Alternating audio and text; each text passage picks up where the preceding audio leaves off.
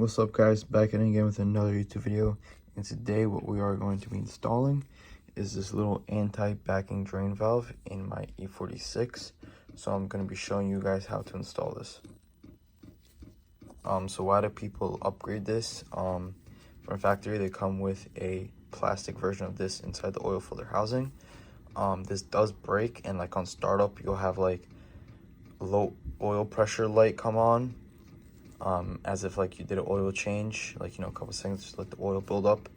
And it's from like this valve, and then you have like a, I think P0011 code, like these weird like Vanos codes, like either too advanced or too retarded for the timing. So I'm having that problem right now with my car, and the timing is all good, so we're going to be replacing this. So once you get this, in the instructions, a little hard to find anything about this, but basically what you want to do is you want to take this piece apart and get lapping paste and kind of lap it to this metal surface right here. So this is the paste we're going to be using right here. So all you do is just spin this top piece off, and then this piece will come out just like that. Alright, so we have our piece right here, right there. We're gonna add some lapping compound onto it right here, just like a slight bit, and then we're just gonna place it down so it should look something like that. And then I have it on a drill right here. This other piece we might add some compound onto here too, just to kind of grind it in there. And this is a little bit difficult, but you just have to make sure you get it perfectly straight. Make sure you have it at a very low speed. You definitely don't want to rush this process, lapping it.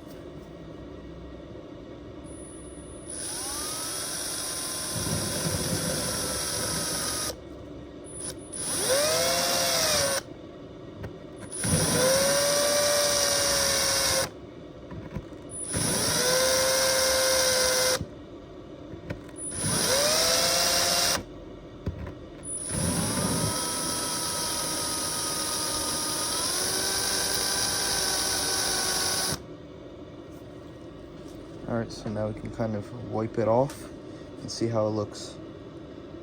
Alright, so now what we're going to do is just reinstall this piece just like this, and install a cap right in here. Just reinstall this piece. You have this piece back in.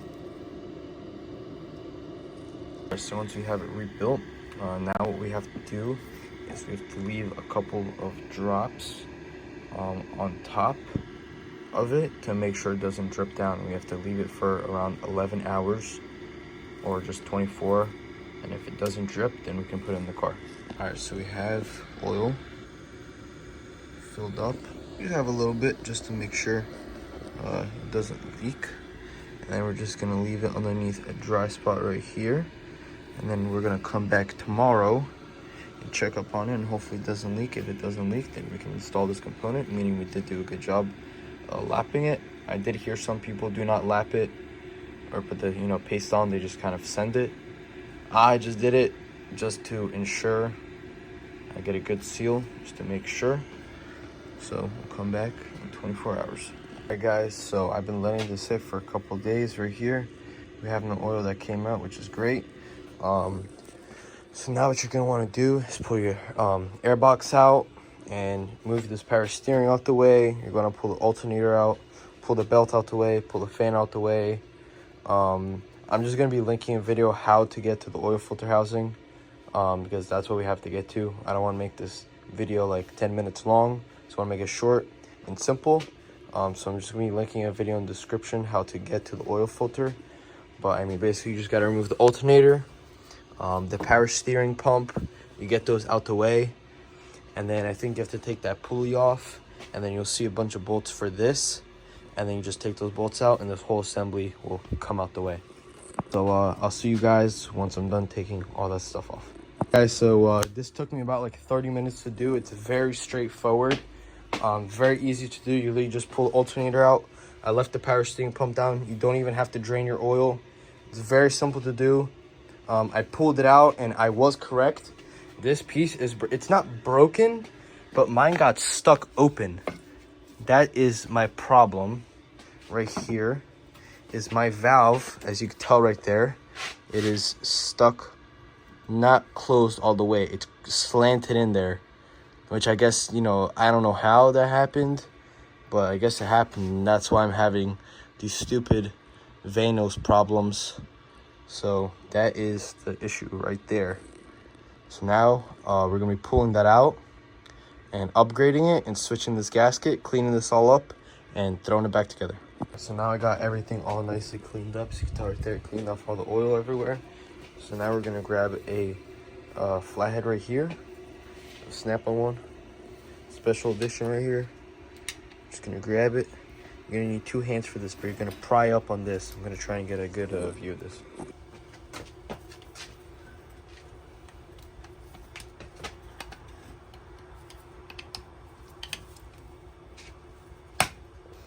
Boom, just like that. Saw that? Just got it right up. Just like that.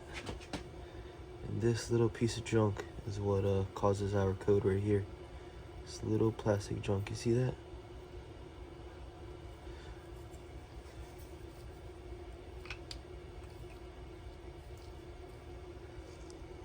Alright, now we're gonna be installing this piece right here. You compare it to the old one. Big difference in quality. You can tell this thing's made like junk. Plastic inside, this one's all nice metal. So this one's freaking garbage right here. So I don't think it matters which way you put it in, which way it faces. I mean, this way, but I mean like these pieces. We're just gonna, I did also clean out inside in there. Brake cleaned it out, all of it. I think I'm just gonna grab like a little mallet and just tap it in there. We'll be all good. Just do something vicious.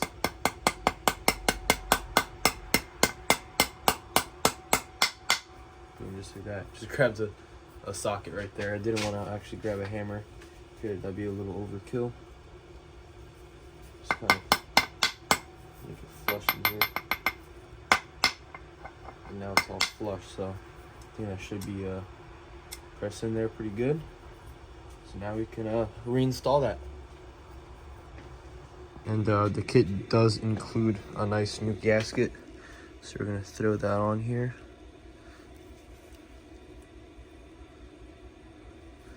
Just like that.